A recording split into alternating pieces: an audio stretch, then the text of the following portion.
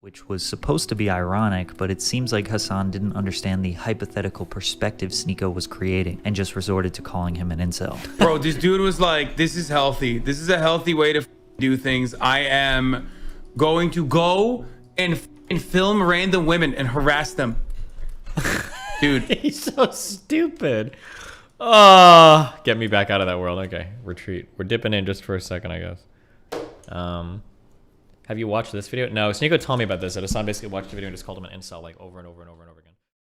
Get off Instagram! You're so stupid! Sneako is going insane, but it's working. This past month, he went from gaining 1,000, 2,000 subscribers per day to 15, 16, sometimes in the 20,000s per day. His new chaotic approach to social media is taking place on his second channel called Sneako. However, his YouTube history dates all the way back to 2013 on his main channel, where he was seemingly just an ordinary teenager playing Call of Duty. But actually, he wasn't ordinary at all. Instead of talking about the gameplay, he would discuss more ambitious topics like separating church and state. Alright, so the main issue we're going to talk about today, like we said, is separation of church and state. Gay marriage, and should the US intervene in Syria? The question at hand is... Wait, really? That's so cute. This is kind of like what I did. He sounds like he's 14. He is actually 14 in his videos, huh? Should the US intervene in Syria? At just 14 years old, he was not only interested in talking about serious topics, but his ability to rationalize, understand both sides of an argument, and then form his own opinion was very commendable. He also shared stories of his experiences with racism and profiling, since he is an Asian American, more specifically Filipino American. But it's not like he was super deep and serious all the time. After all, he still was a teenager from New York. His internet rant series became his first popular series that grew his subscriber base. This was essentially a 2 to 5 minute compilation of trending topics, viral videos, or internet phenomena that he would give his comedic opinion on. One of his fans was actually Mr. Beast. At number 2, I have Sneako, and if you've ever seen Sneako's videos, you realize that they're kind of addicting. What have you done? This isn't a rhetorical question. What have you done with your life? For some of you, you're proud of your answer, but for most, you're ashamed. This isn't an insult in any way. For once, I'm trying not to offend anyone. On November 28th, 2015, he uploaded this video titled, How People View You. Most people after watching this video realize that a 17-year-old kid has more self-awareness than them. Plus, something about his hair changing from being messy and overgrown to shaved was a cool artistic touch that kept you engaged. This video would eventually blow up, today sitting at over 6 million views, but it actually wouldn't go viral until 3 years later. You see, Sneako's crux was that he was terribly inconsistent. He uploaded just 9 videos in the next 2.5 years. He grinded for 2 years straight, then when he had the most potential, he quit. Loosely putting out content, barely hanging on to the 20,000 subscribers he had, would probably benefit him. It was during this time where he gained real-life experience to help him be more thought-provoking, introspective, and understanding of the real world in his experience. That knowledge and experience was crucial to him upping his quality during his consistent return to the platform in 2018. He uploaded 10 videos in 2018 and the quality increased a lot. There was no consistent style. Sometimes it was an introspective oration or a funny reaction video. He even got an opportunity to work for Mr. Beast that summer. It didn't last very long. He was only featured in one video and was later fired. He quickly saw an opportunity to grow his 27,000 subscriber base and made a video titled Mr. Beast Exposed. He uploaded it, got 30 views, and then deleted it. But one of those 30 viewers was Mr. Beast. That video, even though it was deleted after a few minutes, damaged the relationship between Sneako and Mr. Beast forever. I didn't want to be the guy in Mr. Beast's videos. I wanted to be Mr. Beast. After the passing of rapper XXXTentacion, he posted this video called Why I Still Listen to Artists Who Beat Women. This is where I came across Sneako. While watching, he accurately explained the hypocritical mindset of supporting artists who have done or are accused of terrible things. I was wildly impressed at his breakdown, and it felt like he was speaking my thoughts. He closed the video with a very powerful message. But don't go full fanboy and refuse to believe your favorite artists aren't angels. Don't blindly justify their shitty behavior and never worship celebrities. The best way to treat these people is like you would anyone else. Flawed humans with consistent questionable behavior. From here on out, the quality of his videos just kept going up. On September 13th, 2018, he hit the streets of New York City to ask people, Can white people say the N-word? Hell yeah. Hell no. 3 months after he posted this video, his channel exploded. He went from 30,000 subscribers to 130,000 subscribers in 24 hours. Damn. It took him 6 years for him to be an overnight success. From here, his back catalog started gaining more and more views. People were realizing that Sneako was their woke best friend that they were ignoring for a long time. His scribble drawings over New York City B-roll complemented his thoughtful essays perfectly. This is the era where Sneako built his core fan base. This style took him from 100,000 to 500,000 subscribers in about 6 months. When he wasn't reflecting on his own thoughts, he was asking people on the street for theirs. Typically, these videos got more views. Once he officially branded these street interviews as the 1-minute podcast, he went from 500K to 700K. Then the pandemic hit. The way the world changed and flipped upside down seemed to have a pretty large effect on him. He was always challenging the societal standard. You know, like the stuff everyone believed but never asked themselves why they believe it. But there's a reason we have gender roles. Hold up, before you... He was taking the red pill, which is a term based off the movie The Matrix, where you take a pill and essentially realize the truth or realities of the world, or you take the blue pill and remain ignorant and happy. Red pill was kind of adopted by Republicans spreading truth, but during this time he was expressing his thoughts and emotions in a clear and calculated manner. Being poor is a mentality. And if you say that online or in a woke place, there'll be a horde of people coming, explaining to you why that's offensive because I need to pay for my brother's surgery and I can't work. Obviously, I'm not talking about those outliers. That's like when fat people say, it's not my fault, I'm fat, I have a thyroid condition. Like, yeah, fatty, clearly I'm not talking about you. I respect how honest and unapologetic Sneako is. This guy is just too real for this world. At this time, he was controversial to the people that didn't agree with him, but it was nothing compared to what he is now. Stop objectifying me? No! Everything you've been told is a lie. Let's not be soy boys, come on! Stupid! Sneako and many others didn't like the way the world was handling the pandemic. During the George Floyd protest, he watched his city get burned and looted. He watched Portland build the autonomous zone and interviewed people who were protesting the police. So we should loot. Yeah, We should loot? looting is redistribution of wealth from corporations to individuals. It's ill-gotten wealth. It's stolen goods, man. It's Sneakers? Wait, I think I mentioned this before, but we never. I mentioned this before. We don't talk about it much. The Dark Knight Rises came out in, was it 2009? No, 2012. Damn, it was 4 years later. If that would have come out in like 2016 or 2017, people never talk about like how much that movie like sucked off cops hardcore and shit on communists, right? Like one of the huge underlying themes of that movie was that Bane was this like quasi fake, like, oh, we give the city to the people and blah blah blah, and like they saved the city by breaking out all the brave police officers and then having them come out and fight and everything, you know. I'm still so curious how that movie would have received. It would have released like 5 years later. If it would have been like a huge fucking, if people would have like soyed the fuck out over it. But it kind of just gets a pass and nobody talks about it. But a minority would be complaining today. I don't know, man. I feel like I'd see Twitter blowing up about it a lot, at least.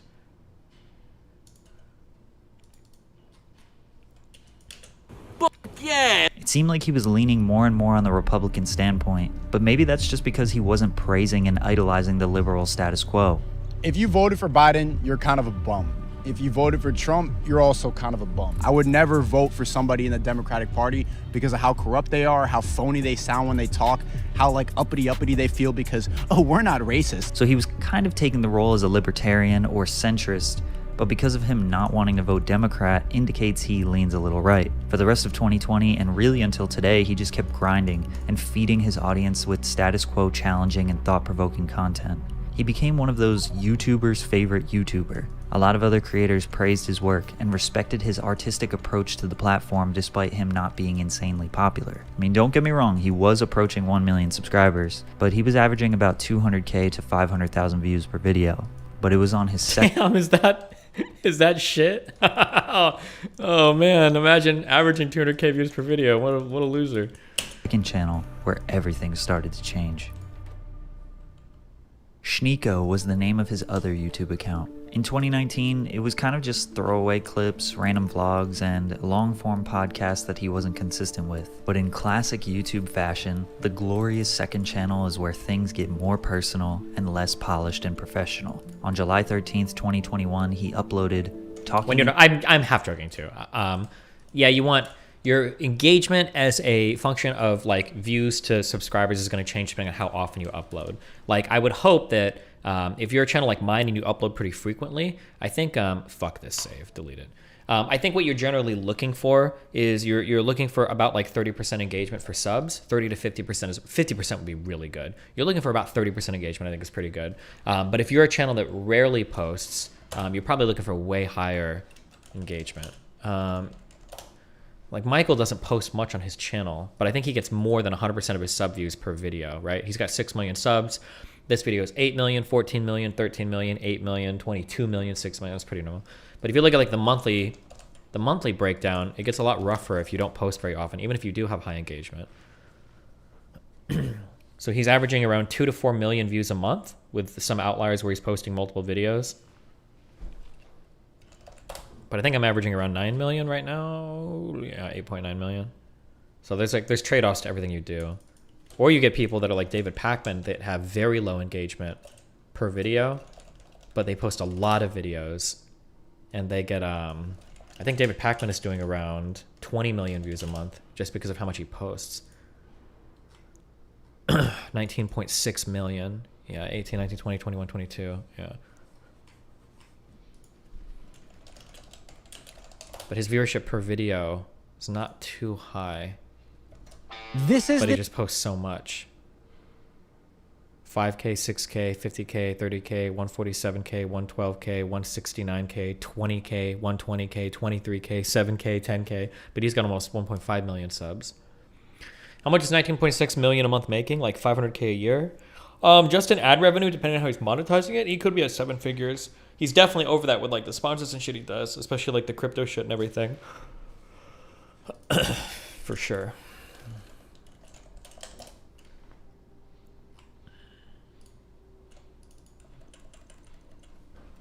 DSP had a bit of a resurgence after streaming on Twitch and everything. I still don't think we know why he got banned from Twitch. I think he makes most of his money live streaming now, though. They post the full hour-long episodes and break every episode into a segment and turn those into short videos. Yeah. I'm trying to get August and I never remember the name of my TikTok, dude. I'm a horrible person. Vertali? Is that him in chat? I'm trying to get these two guys working together so that I can get my clip channel going on YouTube and have more synergy between that and my TikTok. But stop calling drop shipping e-commerce. You hurt your case. Okay, tell me what e-commerce is right now or you're permabanned. Go. Everything I've heard about whatever people describe e-commerce is, it sounds like basically some like arbitrage bullshit. It just sounds like scammy bullshit, disgusting shit. Like people that do like Amazon fulfillment, or people that like buy and sell shit from like Chinese warehouses, or people that do like it all just seems like bullshit. Selling products online? What does selling products mean? I sell products. But it's like original merchandise that's made in like, right. But like also somebody that like buys spoons from China and then sells them, relist them on Amazon. That's also somebody that sells products. What do you mean by sells products? Dude's lying. Sneako literally Sneako literally said drop shipping in your debate.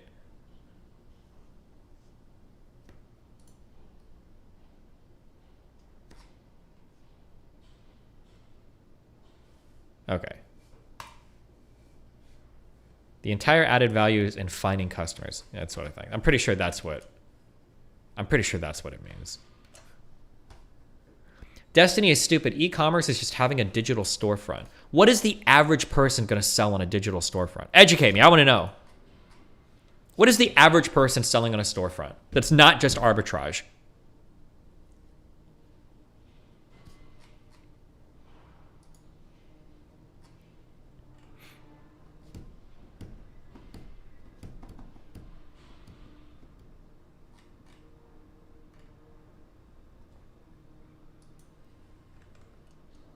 I don't think I can use this thumbnail. It looks, I don't know. I want to get fucked. T-shirts, mugs, and hats. Who's going to buy a t-shirt from a random person if you're not like a crazy artist or something?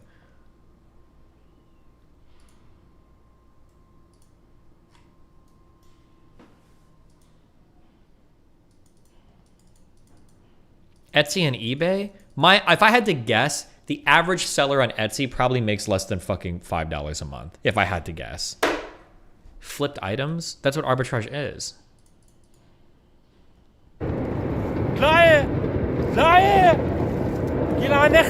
Jesus. Yeah, well.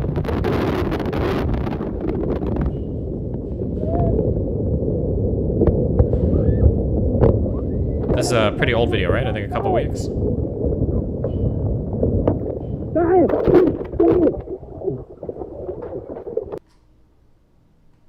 I work for huge e-commerce luxury goods company. We create all our consumer products. I previously worked for the fifth largest online only for. I was sure the systems.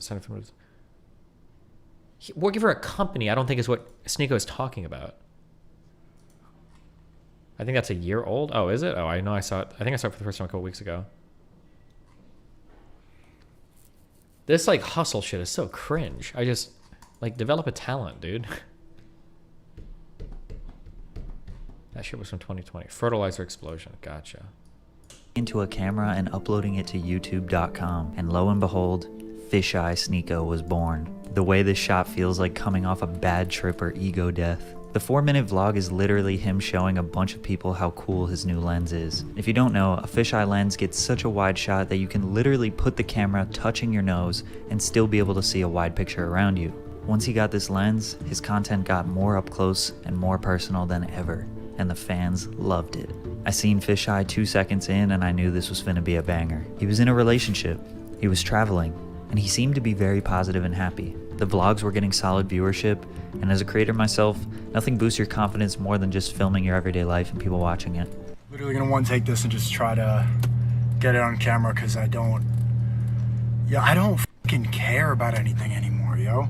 This mentality was very relatable to a lot of his audience, but it was about to change Sneako forever. He got into a beef with Hasanabi, who is a massive political Twitch streamer who represents leftist ideals. Funny thing about these two beefing is they both really like Bernie Sanders and probably would have voted for him. Anyways, Hassan reacted to one of Sneako's videos called How to View Women, where Sneako takes on the role of a man who's insecure, can't talk to women, and wants to not end up like an incel. The visuals consisted of him filming women from a distance, which was supposed to be ironic, but it seems like Hassan didn't understand the hypothetical perspective Sneako was creating and just resorted to calling him an incel. Bro, this dude was like, this is healthy. This is a healthy way to do things. I am going to go and film random women and harass them. Dude. He's so stupid. Oh, get me back out of that world. Okay, retreat. We're dipping in just for a second, I guess. Have you watched this video? No, Sneako told me about this. That Hassan basically watched the video and just called him an incel like over and over and over and over again. Hold on, I have to run downstairs and grab a package real quick. I'm sorry. 1 second. This is wow. Obviously, Sneako wasn't a fan of Hassan's reaction. Hasanabi's right. Yes, ha ha ha, toxic man. I don't like him. He's creepy. But you're not saying anything about the video. You're just insulting me. Aren't you the political streamer? Say something political. Him and his girlfriend broke up. Now, relationships are extremely complicated, and basically nothing posted on YouTube can indicate how things truly are, even for Sneako, who's very open and honest about his life. Plus, apparently it was an open relationship, and I don't really know how those work at all, to be honest. But we can assume, based on what he said here, that he wasn't taking it all that well. What I do miss about having a girlfriend is just like, you know, I'm a miserable, like, bitter person. I'm always angry, and like, you hear my voice right now, I'm like, ugh. Like having like a yay, woo, yay, let's go apple picking. It's good to balance off how bitter I am. But once they broke up, he went full red pill. Blatant anti-feminist, no more sugarcoating, no more trying to word it nicely, just stating exactly how he feels. But do you really don't think that they're trying to emasculate the world and take away what it means to be a man? A man? I see the saying like, ugh, like just meeting you for the first time, like, yeah, that guy hates women. And I get it. I hate women too, bro. Like it builds up. It's not really your fault, bro. I feel like I'm slowly watching Sneako turn into a villain. He started live streaming on YouTube. He shifted to strictly reaction-based content that is clipped from live streams and made into YouTube videos. The way to start is when she starts doing stupid shit, say, bitch, you're acting stupid. That's what they do. They need to hate us. We're losing the basic forms of society. It's crumbling apart. Shut the fuck up. Shut up. You see, is that this is all fucking noise. The reason that there's so much bullshit is because we're all just fucking making content now. He would often praise the almighty alpha male Andrew Tate. Watch my Andrew Tate videos if you want the full background, but basically Andrew is the single most polarizing conservative red pill alpha male guru to ever grace social media. There's two types of egos. You got people who have egos who don't deserve it. And you got people who have egos who have earned it. You gotta earn your ego, else you look like a fucking asshole. And that's what triggers a lot of people about Tate. And I felt the same way my whole life because I felt like I've earned it. I am the man. There's no one on this planet who can do shit I couldn't do if I put my mind to it. People would text me like, "Oh, so you just think like you just have money and you think you're so good looking and smart and fun, you think you're the man, right?" And I'm like, yeah, I do. Now that a lot of people are finding this, they're saying, "Why are you just copying?"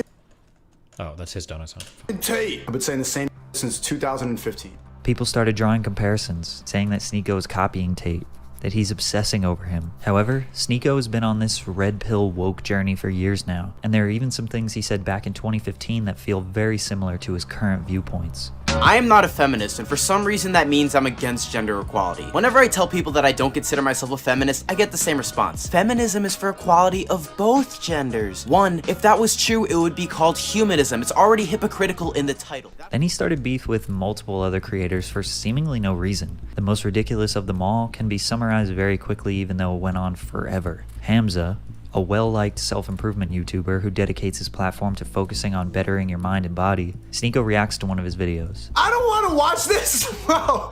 Deadass, Hamza's a cool guy. I don't want to watch this. Bro, I think you're all a little gay for liking this. Uh-oh.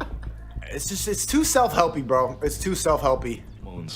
Or a man who can be perceived as a threat. Then he proceeds to react to Hamza's video, making a cringing face, insinuating how boring it is, even though Sneako himself made basically the same exact video just 2 years earlier.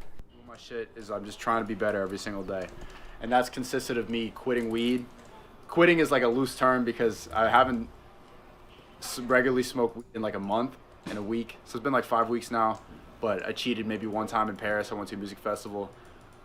Hamza made a video responding to Sneako where he was blindsided, thought him and Sneako were cool, and that he was disappointed. But in this beef, I found a clip that was very interesting. I'm not your role model. I'm not your friend. I don't know you. Don't try to be like me. This is entertainment.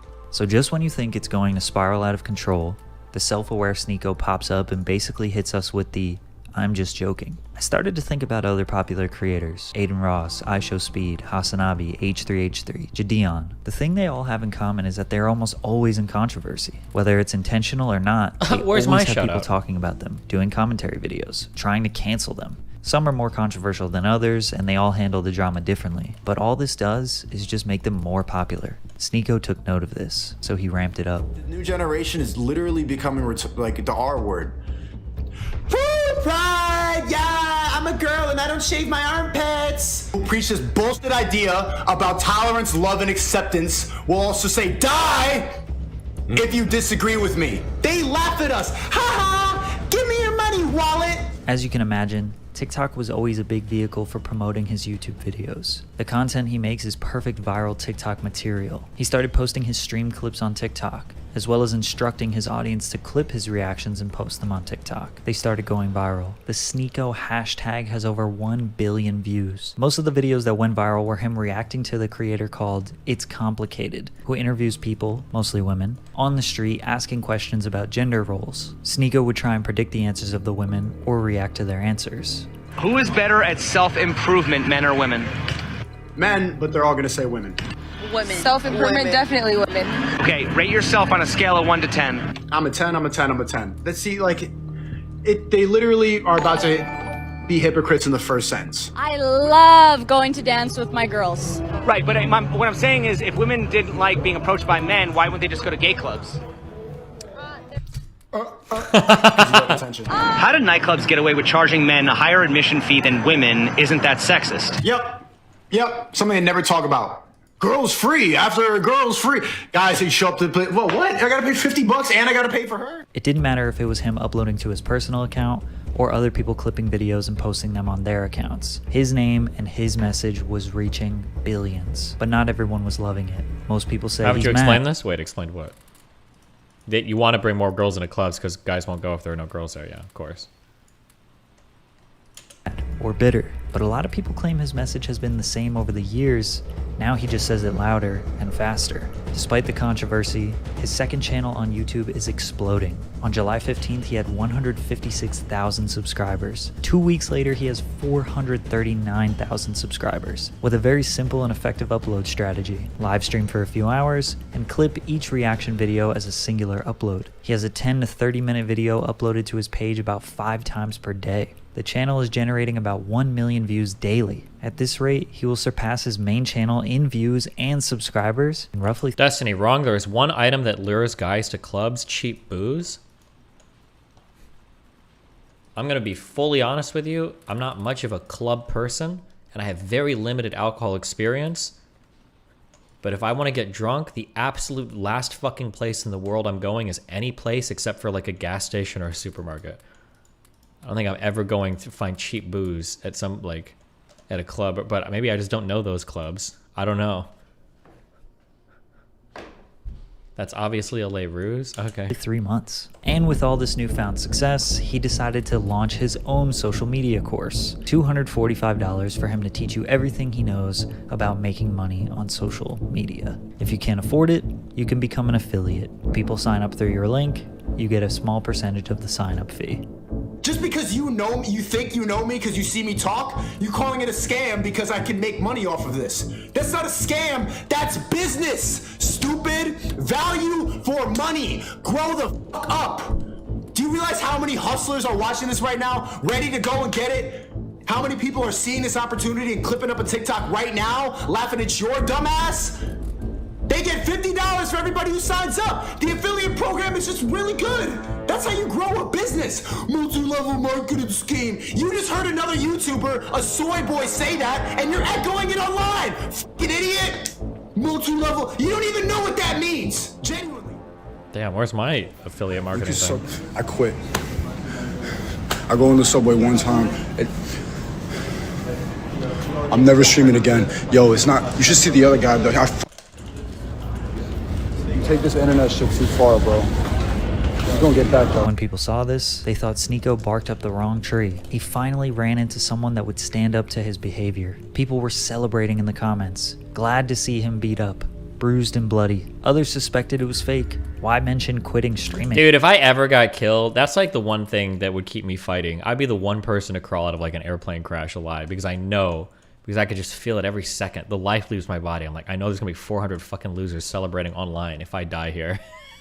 Dude, it would actually trigger the ever living fuck out of me. Oh my god. Why say you should see the other guy? Just seemed like two random things that goes against his brand. But this was his most viral tweet ever. But it was all fake.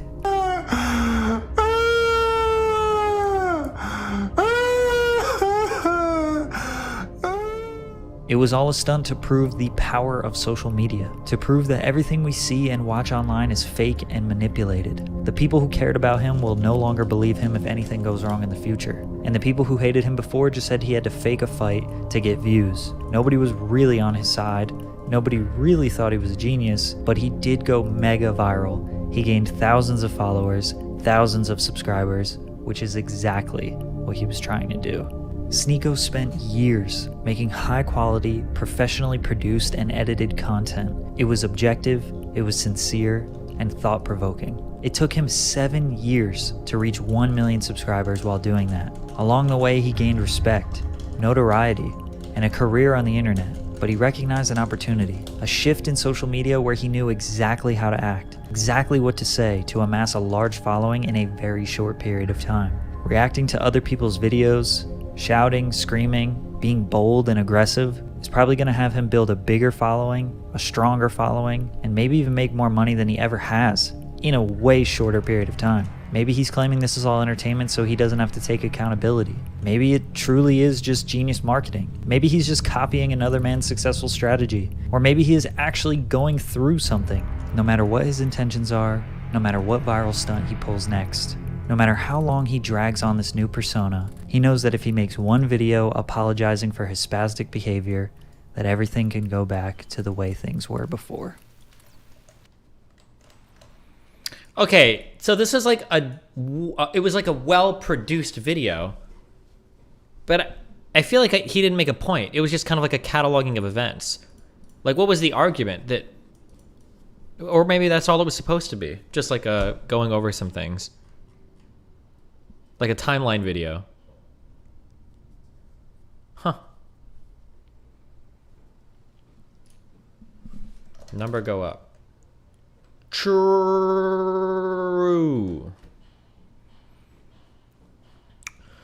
He's going through his subreddit. Apparently a lot of his old fan base is really unhappy with his Red Pill arc too. Well, it seemed like in the past, it seemed like he was genuinely very reflective. Here, there's like an interesting trend that's hard. I hope I haven't done this, or I hope I don't do this in the future. Where you'll take these kids that are like pretty reflective or have like a good ability to balance out different points of view and they kind of come to their own conclusion. They somehow get swept into other stuff later. So it seems like Sneako's kind of gone that route. You know who really went that route? It was really surprising. We watched a few of his earlier videos on stream before and I was actually shocked. 10 years ago, Kyle Kalinske seemed like he was a pretty intelligent dude. He was able to have a nuanced view of things. He was able to weigh different factors from different scenarios and then spit out like a pretty well thought out, pretty reasonable take. I was really surprised watching Kyle Kalinske videos from like 9 or 10 years ago. I was like, holy shit, compared to today where he is just a 100% copy paste anti-establishment shill. Like now Kyle Kalinske has absolutely nothing of value to offer on his channel. There's no challenge of perspective. There's no... I should quantify that or find a way to quantify that a little bit more.